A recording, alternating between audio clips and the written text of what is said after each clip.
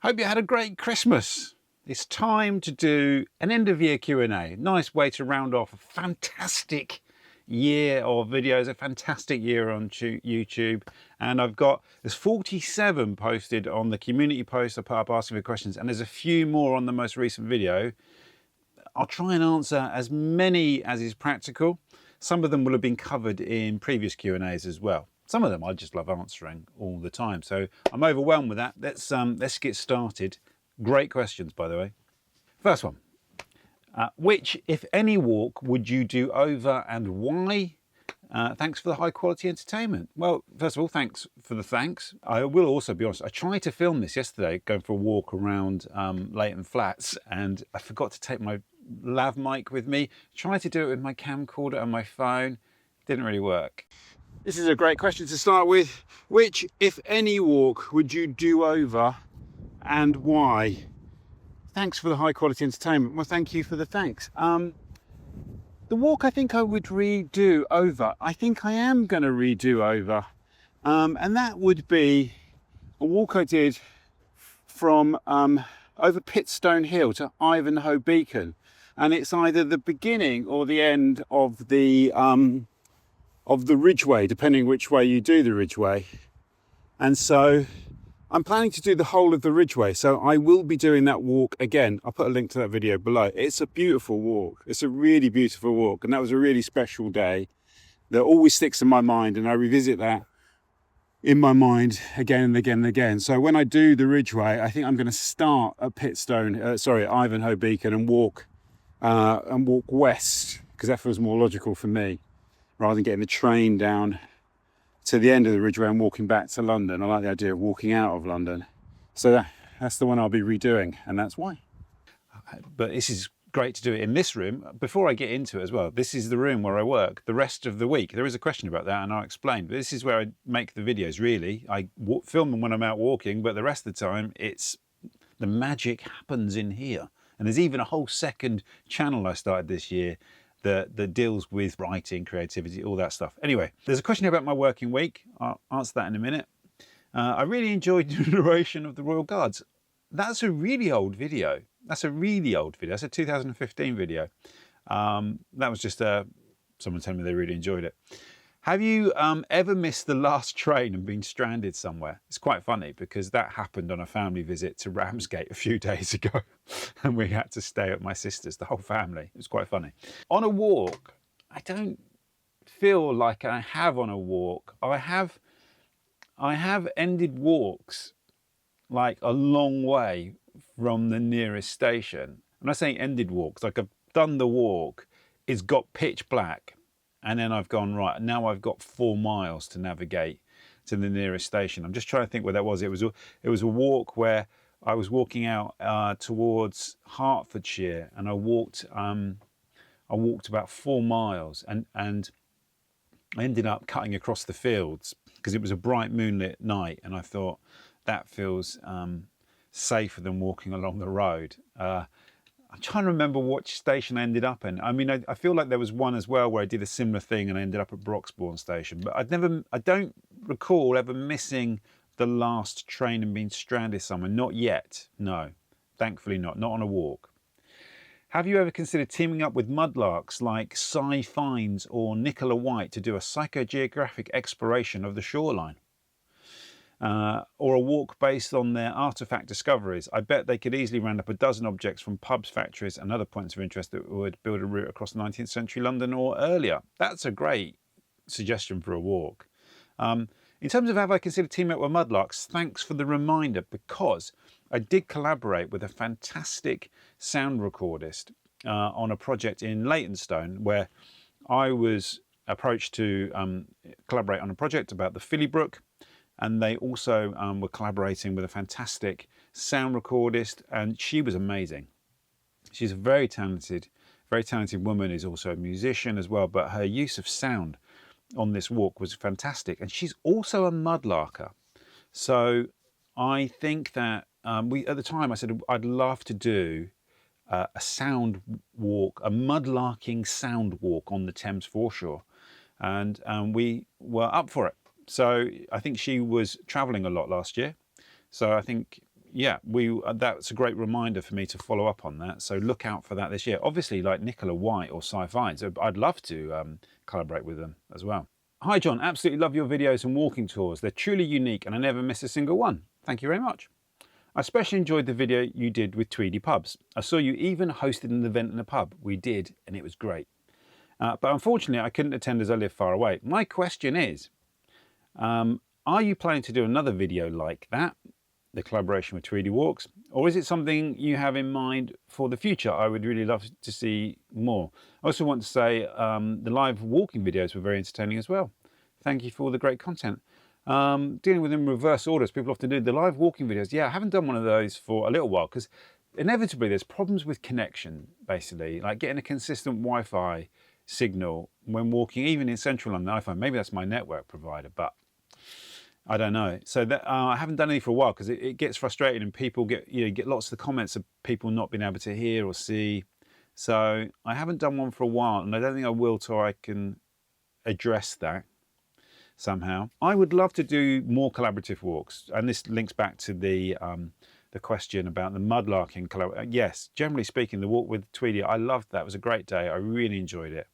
This year I did a couple of other kind of collaborations. I did one recently with Marco Visconti, the fantastic author, about Alistair Crowley. I think we're going to try and do another one about Austin Osman Spare. That's a brilliant idea. I'm really interested in doing that. Also, I did that. I usually do one a year with Ian Sinclair, and we had other people on the walk. This is quite a solitary thing that I do, and so I really relish collaborating with other people as well on walks. And so 2026, I would love to do more of those. That would be great. I had a couple of others that got cancelled for various logistical reasons this year. That is the other thing about doing collaborative walks, is scheduling them. Yes, more of that, and also more of the pub meets. I did 2 of those last year. They were both brilliant.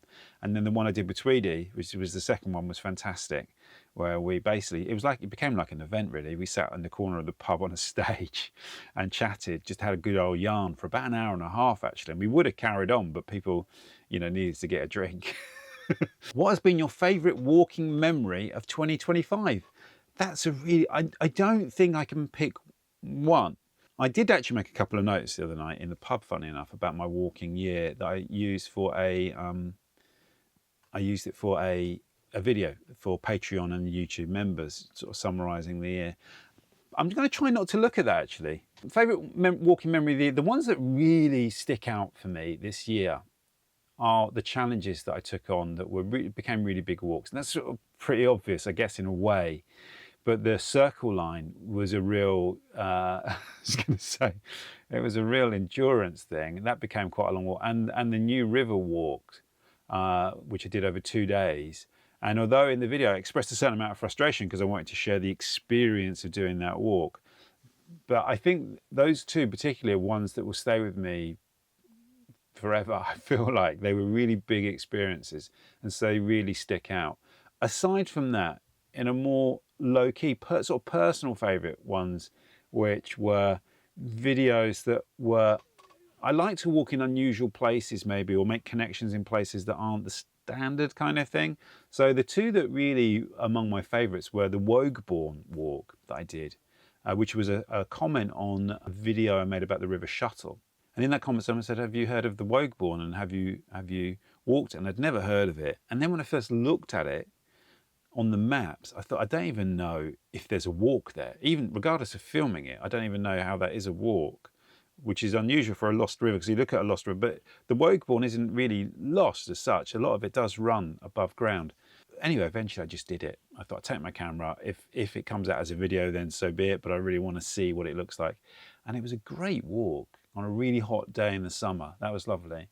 And also finally doing the Walthamstow Slip walk that I did, I think it was in April or March. And that's something I became aware of when I first moved to the area, the Walthamstow Slip, through the local history society. And it always really intrigued me. And David Boot from the local historical society does that walk on the solstices, and I'd never been able to go along. I've lived here now for 20 years basically, and I'd never managed to join David on those walks as a group.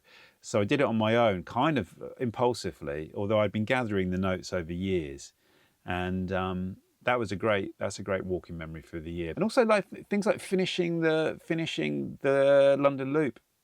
I miss walking the London Loop. It was like saying goodbye to an old friend, finishing the London Loop. And also finishing the City of London Churches series as well. I've loved making those videos over, I think, 4 years now. I spanned them over 4 years. Obviously, the London Loop took me 8 years, I think, wasn't it? 7 years. This is an interesting question and not one I was anticipating. Hi, John. I'd like to know more about your working week, in inverted commas. I love that. Implying, I don't know. How long you spend editing videos, writing, planning? How does the week pan out? Best wishes for 2026. That's a great question because I've let it kind of slip a little bit in the last month of the year, 2 months of the year. So ideally, my working week, this is the ideally, I'll tell you what ideally it would be and then what it has tended to be. And also maybe the ideal is what I'll try to get back to in 2026. The ideal thing is that on a Monday, I pull together my notes. So I'm making notes on potential walks throughout the year. And, you know, definitely throughout the week. And I tend to do that a lot of the time when I go to the pub, I'll take something with me, or just when I'm having a cup of tea, kind of having a break from my regular work. So that's an ongoing thing. And then when I get about 3 or 4 days away from filming a walk, I'll make a short list of about 3 of them. So then on a Monday, ideally what I'm doing then is pulling it all together, finalising the walk. I probably finalised it probably over the weekend in my head. And then what I'm doing is collating all of those notes together and finalising them, adding to them and structuring them a little bit and, you know, working out the route finally, although I've had thoughts about the route, then I'm kind of really getting the route together on a Monday and doing the final planning for that walk. And then ideally I film it on a Tuesday or a Wednesday. It'll go on to a Wednesday if the weather's bad on the Tuesday. It's the thing with filming walks, can't really do it in bad weather. Yeah, can, but it makes it really difficult. Or if I don't feel like I have enough preparation, so I might spend an extra day's prep to finalise the prep. Then so I'm filming on a Tuesday or Wednesday, so a filming day is a whole day. What with travel, filming and all the rest of it, coming back, copying the files. And then I'll start my edit either on a Wednesday or a Thursday. And the first day of the edit, to be honest with you, is usually quite a gentle one. It's like just making sure, copying the files, sorting them out, gathering some other bits and bobs I might think I need in the edit, and then setting up my timeline. What I do as well as a workflow I changed a couple of years ago. I used to go through it clip by clip, and I usually end up now with about 40 gigabytes of footage, although I shoot in 4K. So I have about 200 shots usually on a walk, 200 video clips roughly. And I'll put them on a timeline together now. So I used to go through them one by one and do the in and out points and put them on the timeline like that. Became too slow actually, so I thought, what happens if I just put it on the timeline and watch it through, which is what I do now. And I'll watch it through, and I usually have about an hour, between an hour and 10 on average, unless it's a really long walk, then it'll be a bit more. So I've got that, and I'll go through, and the good thing with a walk is the order of the shots is the order you walk in, right? So that's an easy thing. So then I'll start assembling my timeline, going through it, assembling it and adding in what I feel like needs to be added in.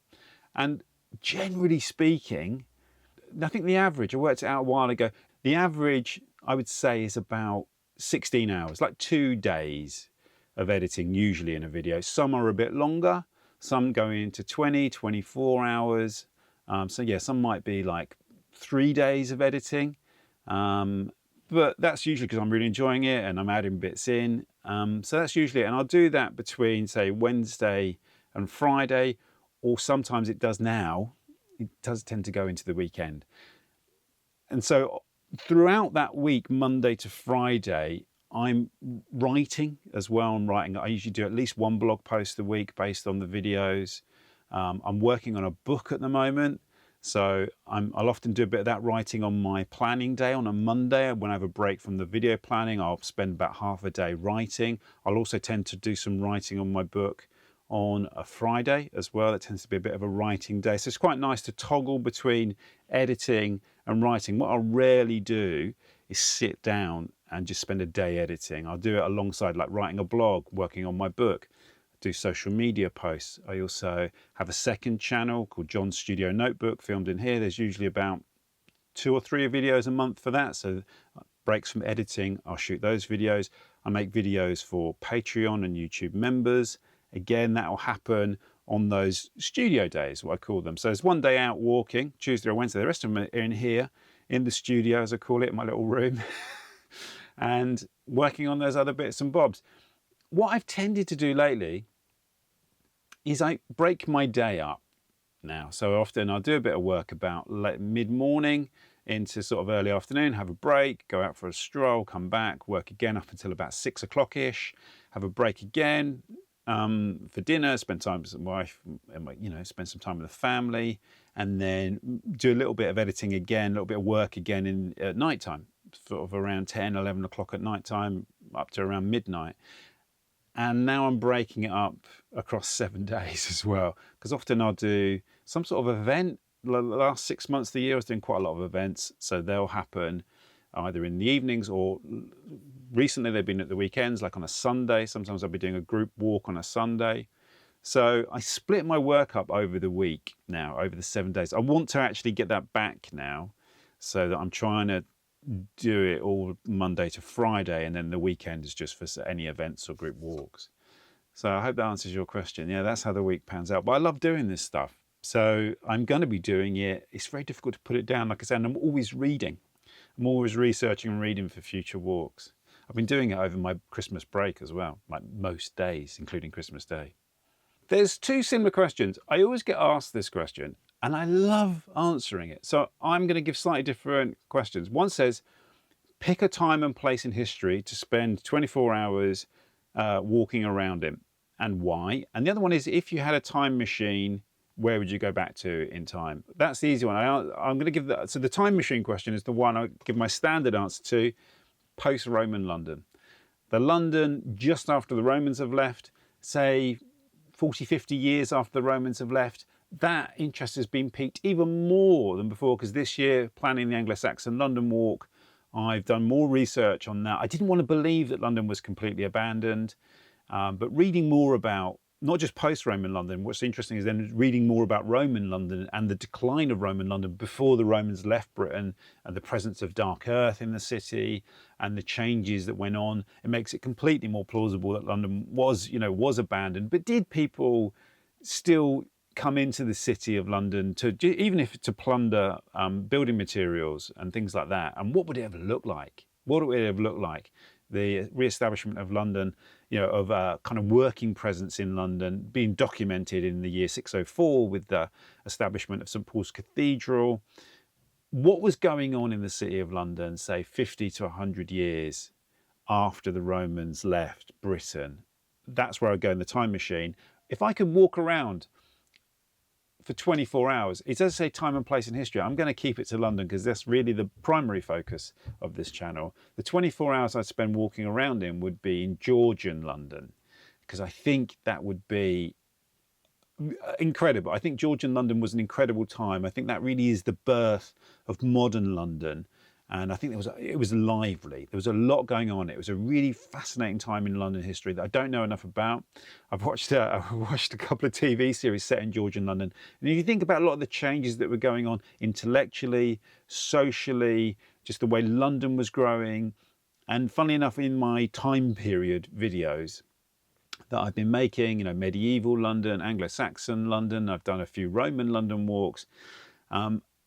Georgian London, if you think about a Georgian London walk, so much of London is Georgian, particularly the central areas of London are really it's still there, but that's when a lot of those places were kind of laid out in central London. So I'd love to see that kind of very febrile environment. Would be a really fascinating period of time to visit in London's history.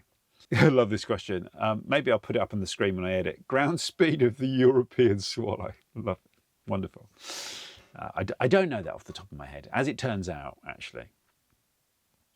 Do you ever feel unsafe walking in the dark? The place I feel unsafe walking in the dark is also the place I feel unsafe walking in the light, just in the dark. It's much more unsafe, is narrow country roads that have nowhere to walk. And I mean, that most recently happened when I went to Kit's Coty, as people have said I should pronounce it, Kit's Coty, where I had to walk along a section of the road. I missed the footpath, and there was nowhere to walk. So then you're looking for every car and you're basically stepping into the hedge. That is kind of terrifying.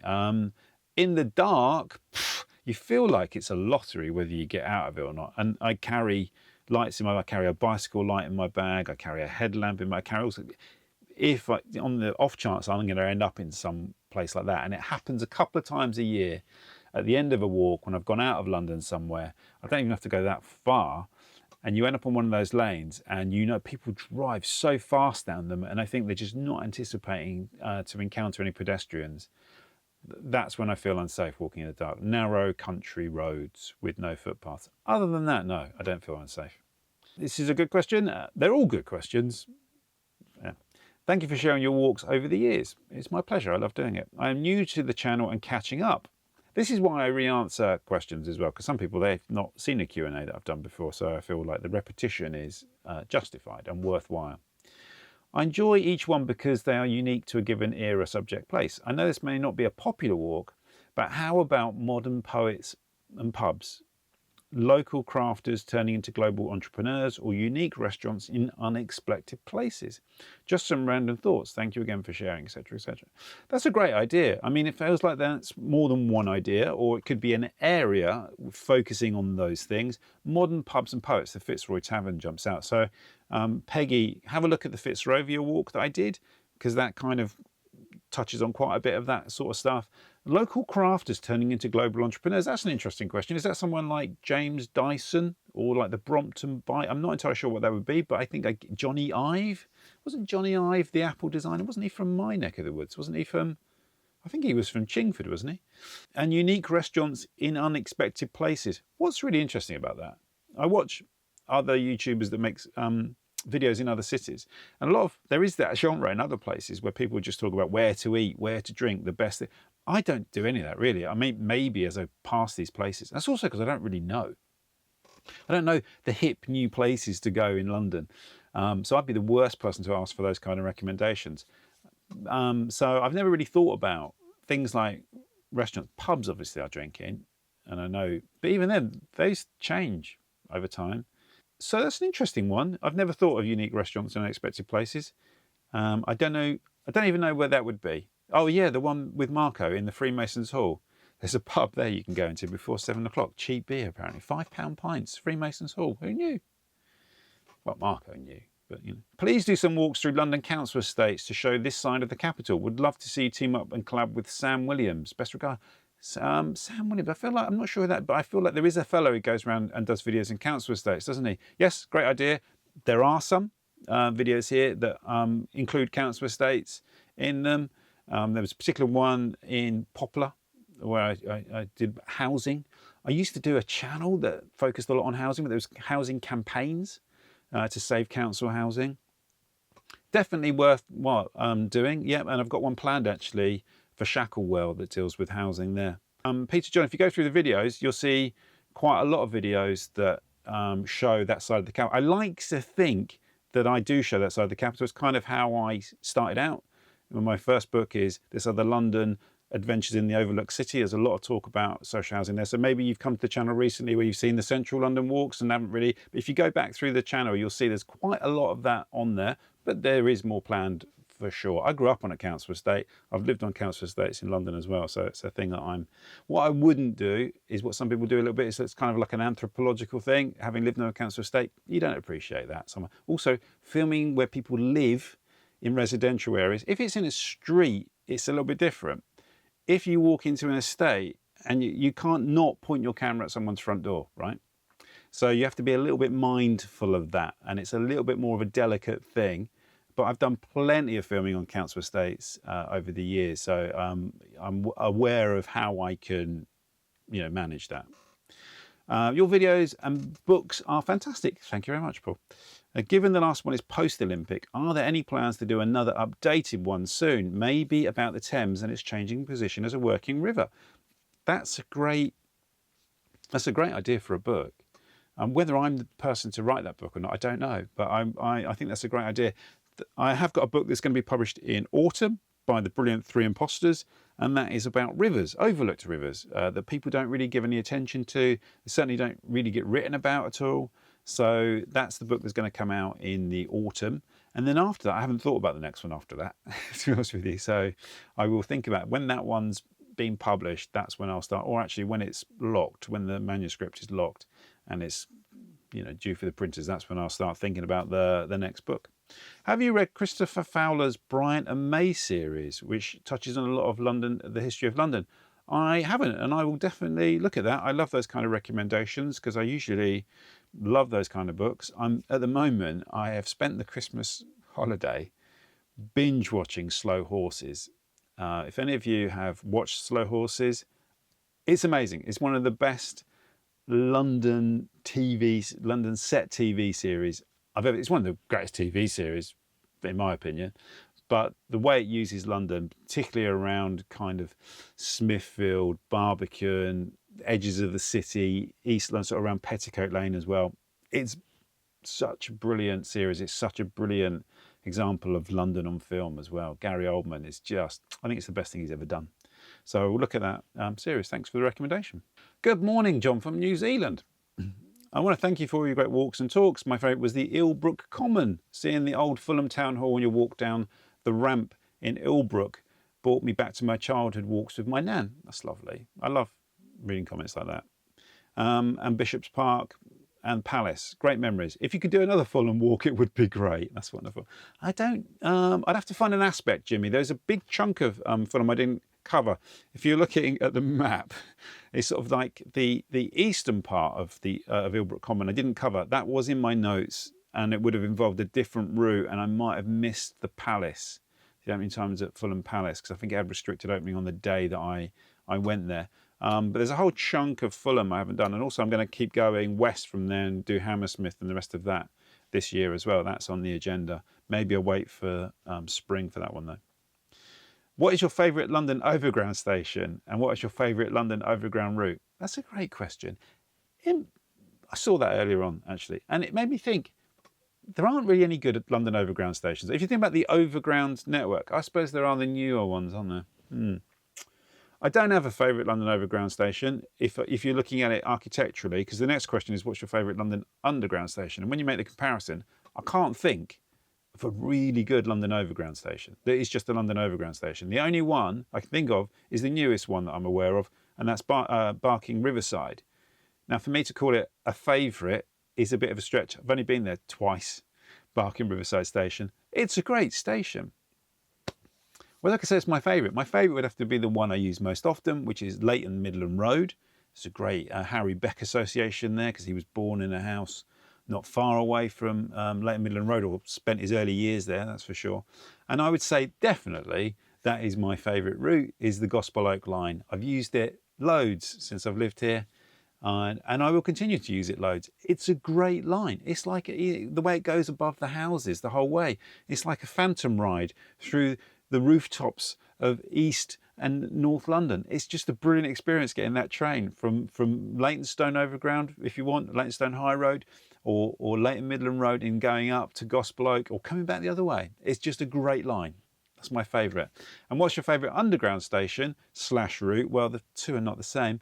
My favourite underground station, really easy one, Gants Hill. It's brilliant. There's a video on here just about Gants Hill Station where I walked through it. This is about 10 years old. It's like a palace. It's unbelievable, Gants Hill Station.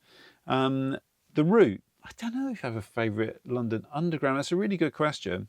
I think anyone that's ever lived in East London has a favourite interchange, Mile End, when you get across the change, Central Line, District Line, vice versa. Do I have it? I don't think I have a favourite underground route. I used to like the bit where you go west out of London, when you get towards Ruislip. That last section towards Ruislip is kind of great, where it's above ground through, but I wouldn't call it a favourite. I don't think I have a favourite. Sorry for that one. I mean, I feel like I should give a better answer than that. Loving these questions. What has been your favourite walk? Which was your very first walk? Well, okay. Every question deserves an answer, right? And I feel like my favourite walk. Here's a good one actually. Here's a good answer to that. I think my favourite walk has been the one I did with my dad for the Remapping High Wycombe project, and we did that in 2004. We did that in December 2004, and it was for a project I was doing with my sister called Remapping High Wycombe. We got some funding from the Arts Council, and and it was really when I was really getting my teeth into applying psychogeography to create a piece of work. So I've been reading about it for a while, but I didn't know how to do it, so to speak. So this project, we got funded by the Arts Council, this psychogeographic remapping of High Wycombe. And so I planned a series of derives, psychogeographical walks that have a kind of purpose to open up the landscape in a way, tell you something about a place. And one of them, we called this thing Nodules of Energy Walks. I've seen Ian Sinclair do a talk with Will Self at St Luke's Church, and Ian talked about nodules of energy. And that really stuck in my mind. So I planned these Nodules of Energy walks, and there was one I wanted to do on the winter solstice, but we didn't. We did it on the 4th of December, but it was, you know, around the time of the winter solstice. And yeah, this first Nodules of Energy walk linked together a number of these nodules of energy. And High Wycombe, as I was really deep into the history of it. High Wycombe, by the way, I haven't even explained already, is where I was born in the hospital, High Wycombe. I grew up a couple of miles down the road, so it's effectively my hometown. And it was a really great day, and my dad came on the walk with me. So imagine I'm sort of getting involved in this quite highfalutin stuff. And my dad came on the walk. My dad, obviously, over the meadow, over the stream, the outro track. Dad's 90 now, still going strong. And so blending Dad's local knowledge, Dad lived pretty much his whole life there until moving to Devon. Great lore. My family have been in that area for literally hundreds and hundreds of years that we can trace. I've gone back 500 years in the records and could probably go back further. So there's a great amount of family lore there. So linking together those locations was an amazing walk. And we went from High Wycombe Town Centre, then we went up to Tom Burt's Hill, and then we walked through sort of like the hills above the town of High Wycombe out to West Wycombe, famous for its Golden Ball and its Hellfire Caves and all that. And then we went down to the town of West Wycombe, and then because it was dark at that point, we walked back along the A40 back into Wycombe, and that was a really great day. And I think about that every 4th of December. I remember that the date. When I see the date, I go, oh, hang on a moment, and I remember that walk 20 years ago, 21 years ago, in fact. And that was a great walk. And I made a Super 8 film of that, which you can see on this channel. And obviously anything like that I mention, I'll link to below. I'm going to say that was my favourite walk. Which was your very first walk? What do you mean? Well, ever. My very first walk on this channel, not on this channel, my very first walk as part of the walking vlog series. So in May 2005, I decided to do regular videos. Before then, YouTube, I just put up videos kind of a little bit randomly. It was in May 2015 that I decided to do it regularly. Semi-regularly, if you like. And the first one was a very local walk in Leytonstone. Dropped the kids off at school, went for my breakfast, and I walked down Leytonstone High Road from roughly where the tube station is down to where there was a home base, and it was the last day of the home base store, and I saw basically them packing away the home base store, and walked past Alfred Hitchcock's birthplace. And yeah, it was a very short walk. That was the first walk in this series. That was walking vlog number 1. You could do movie locations in London. I love that when people don't ask, they just say a thing. Absolute Beginners, based on the Colin McInnes novel with the same title. Yeah, that's a great idea.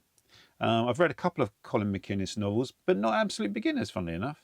And they are an interesting view into London. Yeah, movie locations get suggested to me quite a lot. I don't think I've done a dedicated movie locations walk. I'm just trying to think. There's a great guy called Adam Scoville who does that as a journalist. And he writes that stuff for Sight and Sound magazine. So I sort of feel like that belongs to somebody else. But then again, I've done plenty of Lost Rivers walks, and there's other people that have been doing that for a while as well. So that's a good idea. I was going to do one around the locations in Blow Up, the film by Antonioni, Blow Up, which is a great London film. I did a bit of that with Ian Sinclair way back, like 2017, I feel like. And we just went to Marion Park, which is a very significant scene in the film Blow Up. But then I did plan a walk actually with the Blow Up locations around that area of southeast London, around Charlton, that area. So there is a really good walk for Blow Up in southeast London. James Smith wants me to plan a walk for him. This is the question. I lead a U3A pub walks. When people use acronyms, and they assume other people know what they mean, but I do know what that one means. It's University of the Third Age. Is that right, James? University of the Third Age, which I believe is for people over 65. Is that right? Or over 60? Not sure. a pub walks group in rural Kent. I promised them a London walk in the summer and wonder what you would recommend, question mark. We'll be travelling in on Southeastern to London Bridge, Waterloo East or Charing Cross, and we need a walk of about 6 miles, finishing at a pub for lunch. Really enjoy your videos. Walking 6 miles before lunchtime, early starters, peak time travel. Okay, so there's two things I'm going to slightly disregard. The length of your walk, I take 6 miles as a kind of guide, and you're travelling into London Bridge, Waterloo, Charing Cross. Well, London's got an excellent transport network, so you can get to other places from there. I wouldn't restrict yourself to 6 miles starting there. If you did want to do that, I would say the best thing you could do, if you're coming to London Bridge, do the Roman Wall walk, but start at London Bridge, because there is Roman Southwark. There were Roman buildings around London Bridge, so you could start in Roman Southwark, then go over London Bridge, and then pick up the Roman Wall walk, which isn't 6 miles, but it's still a decent walk, and walk the Roman Wall around the outskirts of central London. That's a great walk. That's an easy one that links to your station. Now I'm going to give you two that are great pub walks, but are not linked to your station. You'll have to travel out to them. One is the Black Path. That's probably the best pub walk. It's a little bit longer than 6 miles, I think. I didn't measure it exactly. I don't think it's much more than, not much more. It might be 7 miles. But that starts in Walthamstow, at the end of Walthamstow Market. So you'd have to get the Victoria line to Walthamstow. There's pubs along the whole way. So that's a great pub crawl. And I've recommended that to people to do as just as a walk with a group of mates. And it works really, really well, that. So you could do the Black Path or the Roman Wall. A great group walk for a day, quite a bit longer than 6 miles. The Regent's Canal. Don't do the whole thing. Do 6 miles of the Regent's Canal. You'd have to go down to Limehouse Basin and then do it from there. But great walk. Great walk. What has been the highlight walk of this year for you? And happy Christmas to your family. Love your walks. I feel like Stephen answered that in an earlier question, but I appreciate the question. It's a good question.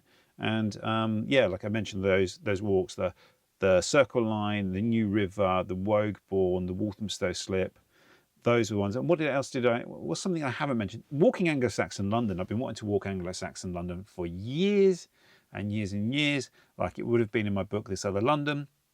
Didn't really fit the topic, but then I was really keen to include it in Welcome to New London, and it is mentioned in the Tin Pan Alley chapter as well. Save Soho, Tin Pan Alley, it gets a mention in there. So to finally do that walk was a real, yeah, it was really good.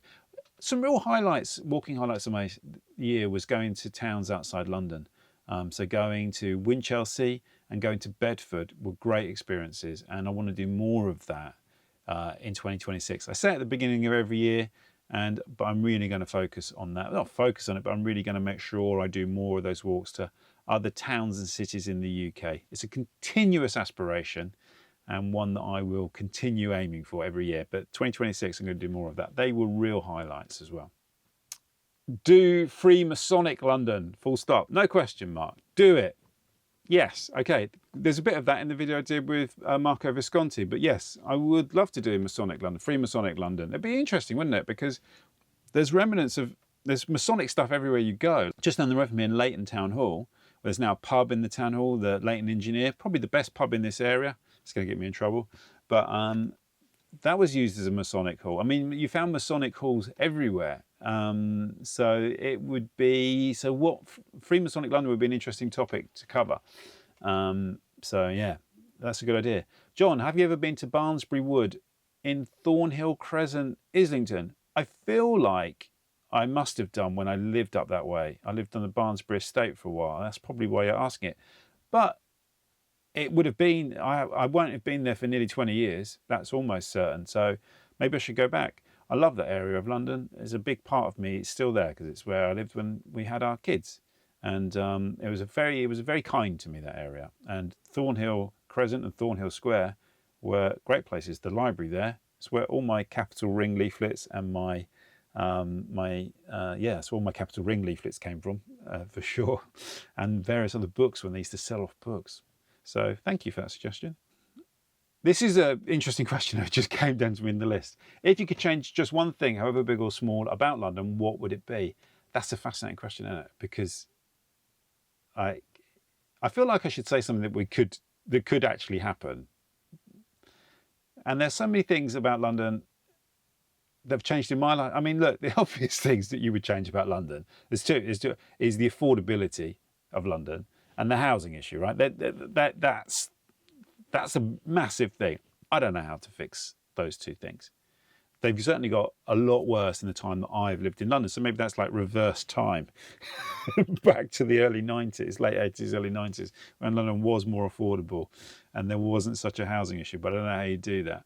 So one thing that I think is trying to be attempted in London, but this is still a really big thing, is making London more walkable. And London is a fantastically green city. Apparently it's the greenest city in Europe.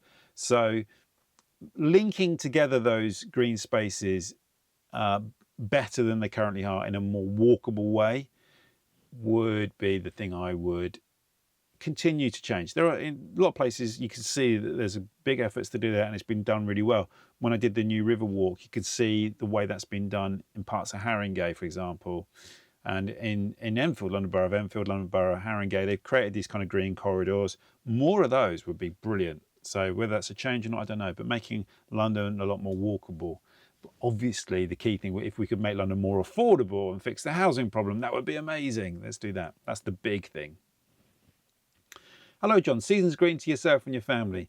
Cheers for those brilliant videos. Thanks very much. No question. Brilliant. But I'm still leaving it in there. Michael, thank you. Hey, John. Psychogeography and hauntology are two technical terms you've occasionally used in your videos. The first relates to psychological responses to the built environment. I mean, you've answered your own question there. The second term relates to ghosts of lost futures. Again, I mean, you've done a better job than me. Present in or missing from the observed world. Are you a student or aspiring student of these intriguing approaches and understanding and linking different aspects of your walks? How do they generally feature in the setup and execution of your walks? Perhaps related, do you regard your walks as a political act or related to your politics in any way? Thanks so much for your channel. You're a good guy to have a virtual beer with from down under. Matt. What a very thoughtful question. And thankfully, you haven't asked me to explain psychogeography and hauntology in this Q&A. Right, so I have been studying them for a long time, yeah. I mean, I certainly had a period of time about 25 years ago, particularly when I really wanted to wrap my head around psychogeography.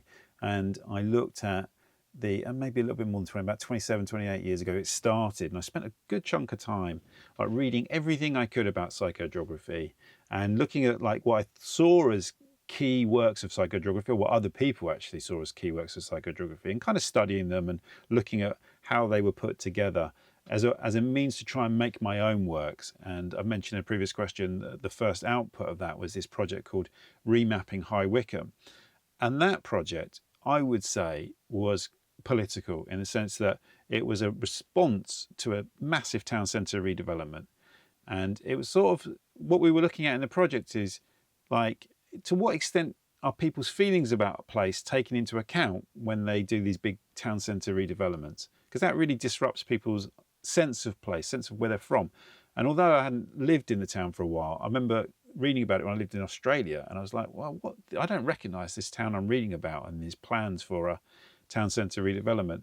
So that is, I mean, in that sense, walking is a political act. Those kind of walks, I would say, were political, because they're countering this thing that's just looking at it commercially. It's the only metric that counted was the commercial metric without the human metric.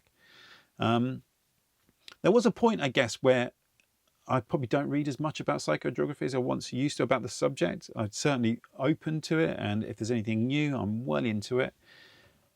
Hauntology, yeah. I mean, I started to get more into that during lockdown in terms of understanding. I remember hearing the term before that, and I personally felt a little bit dismissive of it, actually, wrongly. And likewise because I didn't understand it fully.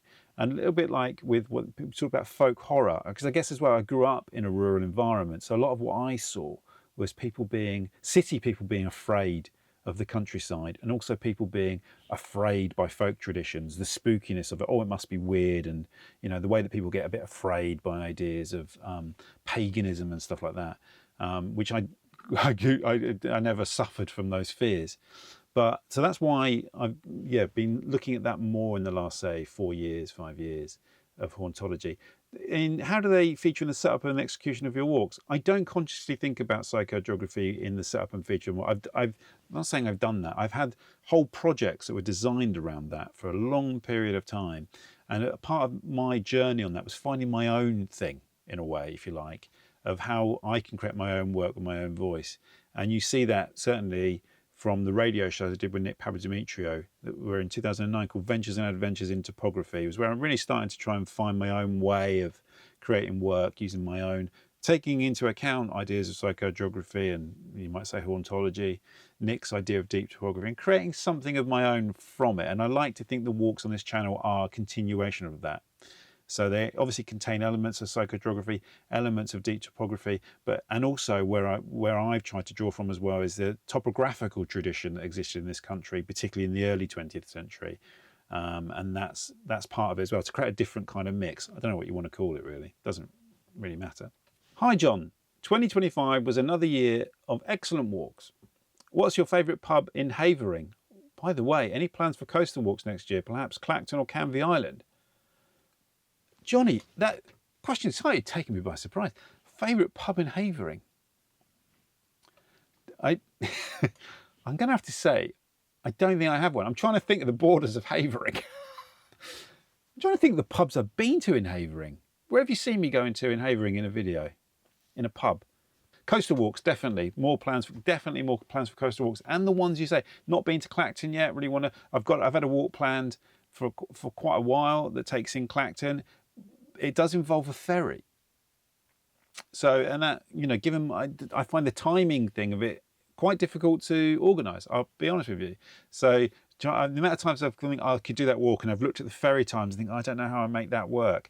But definitely both those. And Canvey Island, I set out for Canvey Island nearly 10 years ago and I got caught in that London Gateway port development. I ended up climbing over a wall. I got locked in there and had to scramble through barbed wire to get out. I was really waiting for security to come pick me up and chuck me out, but they didn't, so I had to find my own way out. So that ended my walk to Canvey. But I did set off from Upminster to get to Canvey, which was overly ambitious. So Canvey Island is definitely on the list. I'm very curious to know how your life changed doing morning pages. Oh, this relates to the second channel I mentioned, what I film in here. I know you did a dive into it a couple of months after you started, but you seem to have become a lot more creative and present over the year. Wow, thank you very much. That's a lovely comment. Yeah, thank you for making that observation. Yeah, morning pages did have a big, profound change on my life this year. I'll link below, by the way, to my morning pages playlist. It's a different YouTube channel. Morning pages is where you write kind of 3 sides of large paper. I mean, you choose really. Some people use A5, some people use bigger. I use all sorts of different paper sizes. I've got some of them around me in here. And you just write without judgment, 3 sides, as early as you can in the morning. It had a really profound impact on me. I mean, I wasn't sure the degree to which it had directly helped my creativity, but what it did is it kind of it cleared my mind in the morning. So I found myself with a lot clearer thoughts. Where it did help as well is, though, because you're writing without judgment, you put things down and actually you do see stuff in there. I mean, there's a debate about whether you read back or whether you don't read back, but it doesn't really matter. I found like I was going forward into the day with a clearer head and greater clarity, but also I saw a kind of repetition of certain tropes and themes coming up daily. So it did help me focus on some of those areas, and it did loosen me up on a basic thing. It's like a really good creative limbering up in the day, and it really did give me a great idea of mental freedom and clarity, a lot more clarity and mental freedom. So I've let it slip a little bit recently, actually, over Christmas. So I'm really looking forward to picking up on a quite more strict daily basis in the new year. But it's a great thing to do. I highly recommend it to anyone who has a kind of creative practice. It's also got, I think, personally for me, has kind of therapeutic benefit as well. James Gold, when will the Orange Party, mine, raise the River Fleet? I don't know really what he's talking about there. I've got to be honest with you. Since we are a single issue party, it's the Orange Party, I love it. Since 2004, check with the Electoral Commission records. The Orange Party want to raise the River Fleet. Well, good luck to the Orange Party, James. Good luck to you. I'm all for people who want to raise rivers. Daylighting it's called. Daylighting lost rivers. All for it. Would you consider doing a walk along a proposed route of the Lower Thames crossing? I would consider that, and I will look into that. Thank you very much. Any plans for another book in the future? Regards, Phil. Yes, Phil. It's coming in the autumn. I would have probably have mentioned it already. I haven't edited this video yet, obviously. It's a book about rivers. Broadly, rivers lost and found, but the rivers that don't get written about. So that's coming in the autumn, published by Three Imposters, who published The Black Path, the London Adventure series. So it's going to be a book with them. I've got to crack on with that a bit in the new year. I've got to pick up the pace of the writing a bit, which is a usual thing when you're writing a book. You take your time and then you suddenly go, delivery date looms and you crack on. Would you ever consider doing a paranormal video investigation into some of the UK's great historical sites that are also purported to have ghostly activity? Great question. I would love to do that. I've no idea how to do it. I would love to do it. I would love to do it without... I'd love to do it and take it seriously. But it would be fun. I'd love to do that kind of thing. Yes, David. As an Englishman living in the States, if you had a chance, which part of America would you choose to visit and walk around? We live in Oregon and there's some amazing hikes. Thanks, Andy. I think it would be, yeah. I mean, it would be Oregon. I've been, like a lot of people, I guess, I've only been to like the New York and LA, and I went to Fairfield, Iowa once. It was for a work thing, but other than that, I haven't seen it. So I think any of it would be great. Obviously, like a lot, I'm sort of curious about Texas. I'm curious. I've never been to San Francisco because I like the beat generation. Quite like the idea of walking around San Francisco. I don't know how much of it is recognizable from the beat generation. I like the idea of visiting the South. If I was totally honest with you, I mean, you said Oregon, yeah, it would be great. It would be great. And I'd love to see the kind of those amazing forests. But I'm also kind of really curious about the South of America. I feel like that would be culturally quite interesting. Appalachia and places like that I think would be quite interesting. Hi John, love your Churches of the City series. Me too, loved making that. Which spaces of the city where a church was but has now gone would you recommend to people? St Dunstan in the East, the kind of ghostly churchyard there at St Dunstan in the East. That's an amazing space. Really got some magic to it. There's a few. Greyfriars Church as well is really interesting. But St Dunstan's is a bit special. How do you find joy in the walk when the weather is rainy and cold? What's interesting about this is there's two replies. I haven't looked. I'm going to see what they are. That's quite funny. Because all the other people stay indoors was one. Perfect walking weather. Yeah, you just rug up, Michael. Like wrap yourself up warm enough and it's fine. Yeah, I mean, if it's persistently very heavy rain and it's cold together, then that's not great. That rarely happens, to be honest with you. I mean, it rarely happens. I think it rarely happens, unless I just don't go out when it's like that. But a bit of rain's fine, quite nice. And cold, yeah, just rug up. You know, I think we're lucky in England that it doesn't get too, well, London, sorry, I know parts of Britain do. But in London, it doesn't get like really cold. I mean, like -1, -2 is the coldest it's going to get in London. So it's not like parts of Europe or Canada. When I lived in Modena, you had a kind of humidity, a cold humidity that got into your bones. That was grim. But we don't really suffer from that, actually. So, yeah, that's great walking weather. As someone said, it's great walking weather. You can often walk further. Now, heat is a lot more challenging than cold for doing walks. Any more plans of videos from Shepperton? As loved the one you did recently. Thanks, Joanne. That was a really great walk. Yeah, I want to keep walking the Thames Path. So that'll be like a series that I'll chip away at as time goes on. So I'm going to keep going west, I guess. And on the south side, I'm going to keep going east. So yeah, I will go from Shepperton onwards. If you get a chance in Hollywood, in a Hollywood movie, then which type of movie would you like to direct and why? Thanks, sir. To direct a Hollywood movie rather than be in a Hollywood movie. I think it would be the same answer, actually, a historical film. Because I love history, and a lot of time I'm recreating history by imagining it and then describing it to you. Very rarely do I get to see something that's from the time period I'm talking about. So I'd love the idea of directing a historical movie, and I've got a couple of ideas for historical movies actually. So that would be great. I'd love to do a historical movie where I could bring it to life visually for people. That would be brilliant, wouldn't it? Also, if I could be in one, that would be great. But that would be one where I've got like swords and stuff, you know, or be a wizard. I mean, Rain Down. I've recently been reading There Are Rivers in the Sky by Elif Shafak. So my question is, have you read this novel? It's a beautiful work which mentions London underground rivers and connects ancient civilizations through epic stories using the theme of water.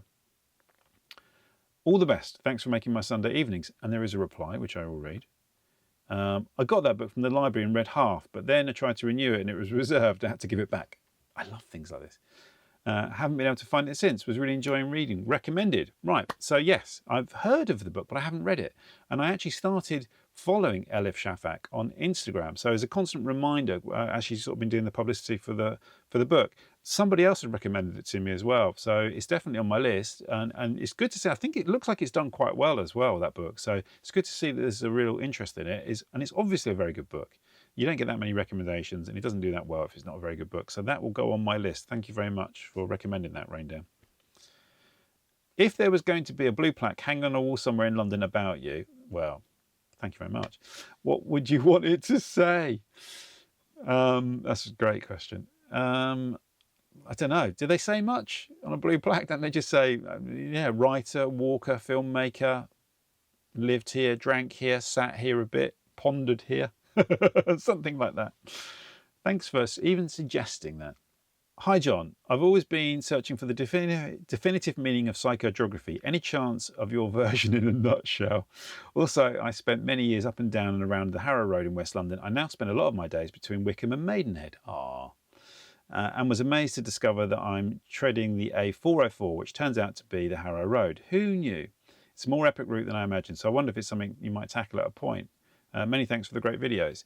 So in a previous comment, someone did summarise psychogeography brilliant. It's the effects of the built environment on the human psyche, whether organised or not. That's the traditional kind of explanation of it in a nutshell. So we did a workshop when we did that remapping High Wycombe project. We did a workshop with kids, and we put the word up on the board and said, "What do you think it means?" And they said, "Oh, is it the way about places affect your psychology?" That's it. Psychogeography goes a bit deeper into that. So it looks at why are places organised in this way to affect you, and is it deliberate, or is it not deliberate? If it isn't deliberate, could it be made to enhance the human psyche and improve it and help it? So there's all sorts of aspects of it. Yeah, but it's about the feelings of places. Where I think is an extra interesting dimension to psychogeography, which is very much focused on the built environment, but I think as well, the countryside, what we call the natural world in this country, and the countryside is often being managed and organised as well. So I think you can apply it similarly when you look at woodlands and fields, because they're constructed environments. A lot of our woodlands as well were like factories. They were used for food, for fuel, for hunting. They're often privatised as well by aristocrats and the royal family. So there's an element of ownership. All these questions that you come up to in cities, you can also apply them to the countryside as well. Field systems as well are not accidental. They're planned, they're laid out, they have an impact on us. There's ownership questions as well. So psychogeography can be applied beyond the built environment as well. And there are people that have done that work. The A404 road walks actually are quite hard to film, to do and to film, particularly if they're a busy road, like the Harrow Road is brutal. On paper, I often have them on paper. In practice, when I've tried to walk any kind of distance down a busy road, I've done sections of the A40, the Western Avenue, the London bits. It's really punishing. And I was going to walk the North Circular. I've been planning that for a few years, and I was going to do it earlier this year with somebody else as a collaborative project. And I pulled out of it in the end because I just thought, I just think it would be an unpleasant couple of days. So I can't see me walking the Harrow Road, brother Jono. Hey up, John. Thomas Bloodworth was a crap mayor who didn't listen. Do you know of any London crap mayor that's done more damage than the fire and the blitz? I've not heard of Thomas Bloodworth. I need to look up Thomas Bloodworth. So I don't really know. But the question is, I guess, like Lord Mayors of London are ceremonial. This is me like thinking aloud now, working out this. I'm going to reveal a lot of my ignorance. London mayors were So the Lord Mayor of London is ceremonial. We have the current mayors of London that do have a certain amount of kind of power to shape things in London, but also very much restricted by what central government will either allow them to do or fund. Because the money ultimately comes from central government, doesn't it, via various acts of parliament. Even if you think it's from they raise money from your council tax, it's still ultimately an act of parliament and central government that allows them to take that money and raise that money. So I don't know. It's a really interesting question. I need to look at Thomas Bloodworth. But I'm trying to say, when in the past have we had a London mayor that had significant power to shape London? It's not, to my knowledge. You might have local mayors that have done a lot of damage in London. I would reverse that. I would say, where have the good ones been, right? What have been the good mayors of London? And do those kind of elected officials really have much influence? Is the question I would ask. Not make a definitive statement, because they do have enough for us to have high expectations of them, and we should have high expectations of them. But yeah, that's a good. Now Thomas Bloodworth, that could be that could be a future video. I've gone through all the 47 questions there. I'm nearly filled up a memory card. I feel like no one wants to hear me answer any more questions. So apologies if you asked a question on the video. I will go in and I will reply to that via text and write a reply to your message. Thank you so much for your support.